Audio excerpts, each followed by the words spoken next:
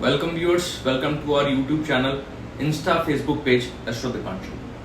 बृहस्पति ग्रह, जिसे वैदिक ज्योतिष में गुरु या देव गुरु के नाम से भी जाना जाता है, सौरमंडल का पांचवा और सबसे बड़ा ग्रह है, जो ज्ञान, धर्म, न्याय और समृद्धि का प्रतीक माना जाता है। ज्योतिष में बृहस्पति को देवताओं का गुरु कहा गया है, क्योंकि यह जीवन में सत्य, शिक्षा, अध्यात्म, उचित मार्गदर्शन और आध्यात्मिक प्रगति का कारक होता है।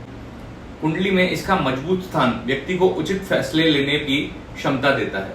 उच्च शिक्षा, सम्मान, आर्थिक स्थिरता, सुख, समृद्धि और संस्कारों से संपन्न जीवन देता है, जबकि इसका कमजोर होना आर्थिक संघर्ष, रिस्पेक्ट की कमी और जीवन में गलत मार्गदर्शन का कारण बन जाता है। बृहस्पति 1 साल तक एक ही राशि में रहते हैं, इसलिए इसका गोचर व्यक्ति के करियर, धन, संबंध, हेल्थ और धर्म पर गहरा प्रभाव डालता है। इस ग्रह के प्रभाव को शुभ बनाने के लिए पीले वस्त्र धारण करने चाहिए, गुरुवार को व्रत रखना चाहिए, पीले चने दान करने चाहिए। गुरु और वृद्धों का आशीर्वाद अत्यंत लाभदायक माना गया है। बृहस्पति ग्रह एक ऐसा दिव्य शक्ति का स्रोत है, जो व्यक्ति के जीवन में अंधकार को दूर करके ज्ञान, समृद्धि और शांति का प्रकाश फैलाता है। अब इन्हीं बृहस्पति का गोचर इनके स्व नक्षत्र पुनर्वसु में हो रहा है।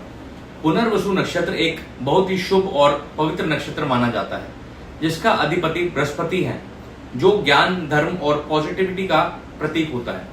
इसका मीनिंग है पुनर यानी दोबारा, और वसु यानी संपत्ति, सुख, मतलब लाइफ में दूसरा मौका मिलना, पुनर्जन्म या एक नई शुरुआत का योग। पुनर्वसु में जन्म लेने वाले लोग अक्सर ऑप्टिमिस्टिक, ब्रॉड माइंडेड और कंपैशनेट होते हैं, जो अपने अंदर के स्पिरिचुअल एसेंस को समझने की कोशिश करते हैं। इस नक्षत्र का स्वभाव बहुत जेंटल और नर्चरिंग होता है, बिल्कुल एक माँ की तरह, जो हर बार अपने बच्चों को संभालती है। जब बृहस्पति इस नक्षत्र में गोचर करते हैं, तब व्यक्ति के जीवन में नए अवसर खुलने लगते हैं, पुराने अधूरे काम पूरे होने लगते हैं और मन में एक नई ऊर्जा का जन्म होता है।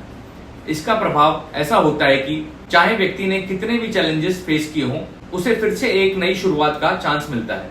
पुनर्वसु नक्षत्र का संबंध ट्रैवल, लर्निंग और स्पिरिचुअलिटी से भी होता है, इसलिए इस समय लोग अपने जीवन के असली पर्पस को ढूंढने की कोशिश करते हैं। जब बृहस्पति ग्रह अपने स्वामित्व वाले पुनर्वसु नक्षत्र में ट्रांजिट करते हैं, तो इससे एक बहुत शक्तिशाली और समृद्धि देने वाला योग बन जाता है, क्योंकि बृहस्पति स्वभाव से शुभ, ज्ञान, धर्म और विकास का कारक है, और पुनर्वसु नक्षत्र स्वयं पुनर्जन्म या सेकंड चांस का प्रतीक है।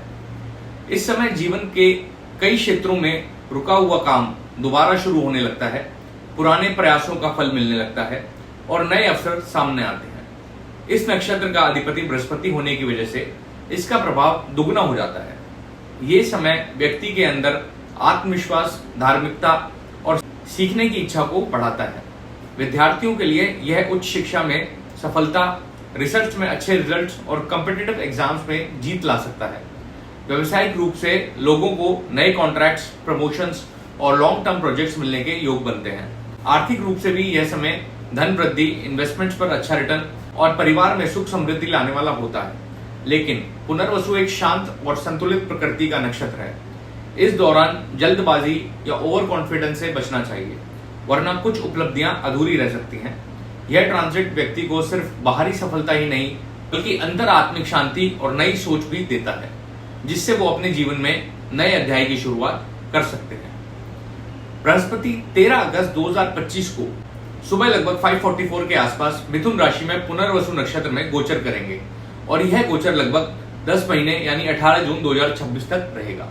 अब हम चर्चा करेंगे बृहस्पति के इस गोचर से सभी राशियों पर क्या प्रभाव पड़ेगा। सिंह राशि। सिंह राशि वालों स्पिरिचुअलिटी और फॉरेन कनेक्शन पर असर डालेगा। सिंह राशि वालों, यह गोचर आपके लिए स्पिरिचुअलिटी और फॉरेन कनेक्शन पर असर डालेगा। फॉरेन ट्रैवल का भी योग बनता है। एक्सपेंसेस बढ़ सकते हैं, इसलिए बजट पर ध्यान रखें। हेल्थ का भी आपको ध्यान देना होगा। एज अ रेमेडी, आप बृहस्पतिवार के दिन माथे पर केसर का तिलक लगाएं।